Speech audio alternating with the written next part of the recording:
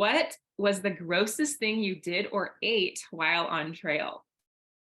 I think the grossest thing I did was look after my feet in public spaces outside tents, and I was getting a lot of blisters, and the blisters were just piling up on top of each other, and I thought it was best to leave the skin there to protect your feet, because the blisters are there for a reason. You shouldn't cut them off. But it got to a point where there was just so much dead skin on my feet, I had to cut the skin off, and I kind of did it in the same area that I was eating in. So I think that was probably the grossest thing I did. My food, my diet was pretty good, so I didn't cross too many boundaries of what acceptable food is. But yeah, I think this is my feet. I got known for having disgusting feet in my family. Yep, that could be disgusting for most hikers, I think. Yeah. But I love the hiker trash move where you're like dealing with it while you're maybe eating or at a picnic table or something. Okay. Yeah. You're just so tired at the end of the day that you get into camp and you're like, right, this is where my tent goes. This is where I'm sitting. This is what I'm going to eat. And I'm just going to do everything in this spot, whether it's hygiene, feet, cooking. You're looking at your map for the next day. It's just you sit down and then that's where you stay. That's right. Yeah. That makes sense. All right, that's great. Next question is UL or don't care, ultralight or don't care? I don't really care. I try to go ultralight with some things that you can, like a tent, sleeping bag, but everything else for most of my trip, I'm there to enjoy it and not to try to make a record of how many miles I'm doing and how light everything is. So I didn't weigh my bag. I didn't record how much everything weighed before I left. But I think about midway through the trip. So when I was well, it was more than midway. The midway points in California. So when I was in Oregon, I actually got rid of quite a lot of my stuff in my bag, because I was going from like 20-mile days to 30-mile days, and you just can't do that with a heavy pack. So I got rid of I mailed my camera, my lens, some of my heavier winter stuff, my down jacket ahead to Washington, where it's going to get a little bit colder. So I had a good month where I was probably about as light as I could go. But again, I didn't weigh anything. Like I'm not so interested in the gram counting. I'm more interested in the experience outside of that. So yeah. Right, and how it feels on your body too. Yeah.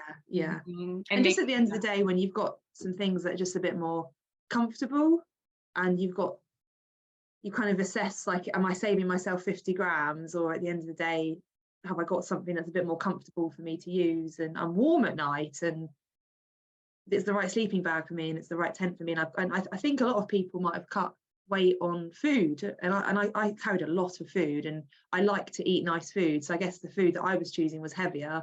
So I did a blog recently about this, how to go ultralight from a not ultralighter, because I would not class myself as ultralight at all. But there's been sections where I've really learned where the weight's coming from, and for me it's food. If you're doing slow days, it's taking you longer to get from A to B, so you need more food. But if you can find that sweet spot of walking faster, having a lighter pack, you don't need to carry as much food. So that was a big learning curve, actually. But I mean, you lose weight either way. I'm sure when you do your hiking, it's that sweet spot of how much food do you need versus miles and the weight of your pack. Right. Mm-hmm. Yeah, it sounds like you found that in Oregon, right? Yeah. But then when it gets cold, you have to carry more clothes, and yeah, it's very difficult to manage that balance, I think. Yep. Yeah. It is a learning curve, especially when it's your first hike too. And the PCT was, correct me if I'm wrong, the PCT was your first long distance hike, correct? Yeah. In the UK, we don't have such long distance hikes. Most hikes are sort of 100, 200 miles. There are some really big, crazy walks you can do across all of the UK, matching up lots of smaller hikes to make the big distance of the UK. I mean, big is like 600 miles. So the biggest I've done is 100 miles, which is a completely different ball game to doing 2,600. So there was a lot I learned on the trail, and things that I just hadn't really thought about. So yeah, food was one of them over a longer period of time. Mm-hmm. Yeah, great. Okay, next question: boots or trail runners? Trail runners, which is probably quite controversial to what I was advertising on my social media before I left, because I am still a boot person. in the UK it's muddy, it's wet. Are you a boot person as well? Yeah. Well, I think I'm similar to you. I'm a boot person. I love Danner boots. They're like my favorite. But and I hiked Mount Whitney in Danner boots, like a separate trip and stuff before the PCT. But I was a trail runner. I'm a trail runner person on long distance hikes. So maybe similar to you. Yeah, well, I was boots all the way, and I hadn't done any walking in trainers before I went on the PCT, and I started in trainers knowing why you wear trainers, because it's so much lighter and just softer on your feet overall over a longer period of time. But my feet just weren't used to it. I think I got so many blisters because my feet just were not used to walking long distance in trainers. And I tried one pair of trainers to begin with, which was the Ultra Olympus 4.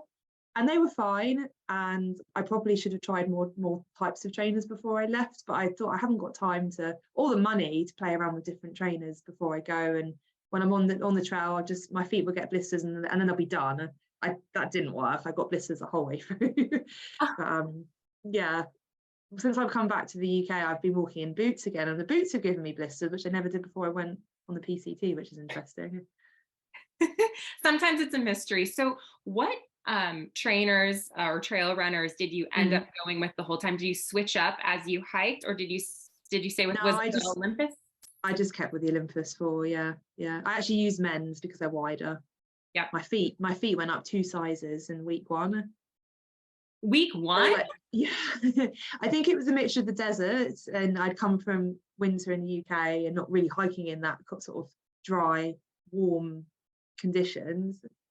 And just the day after day pressure you put on your feet. And my feet, I've been back from the PCT for 2 months now, and I think my feet have only just shrunk back to their pre-PCT size.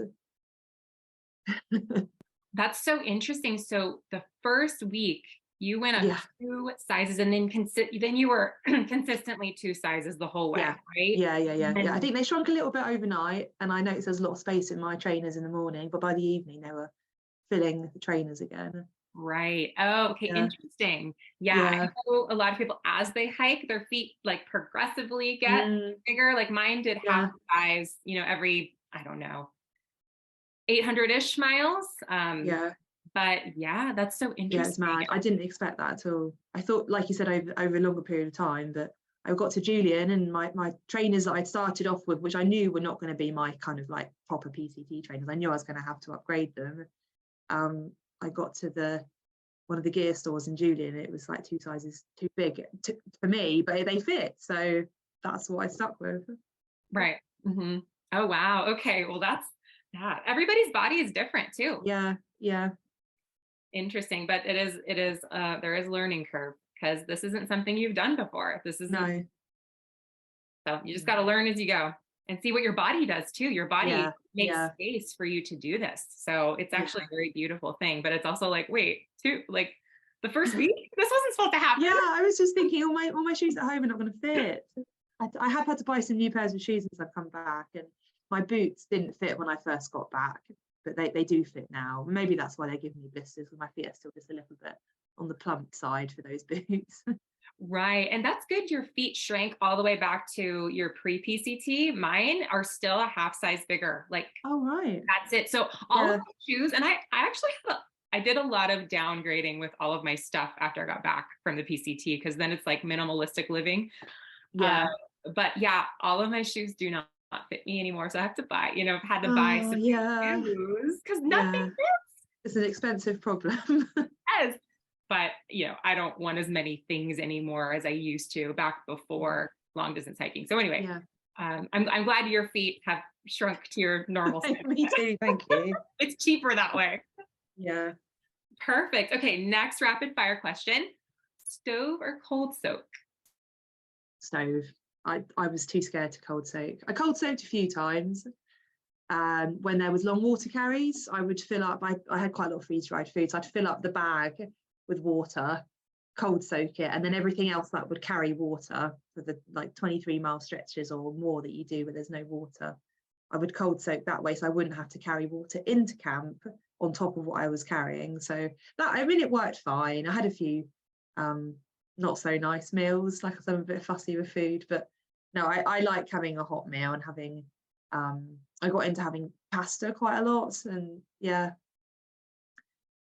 That's great for the trail, lots of carbs and that sort of thing. Yeah. Yeah, nice.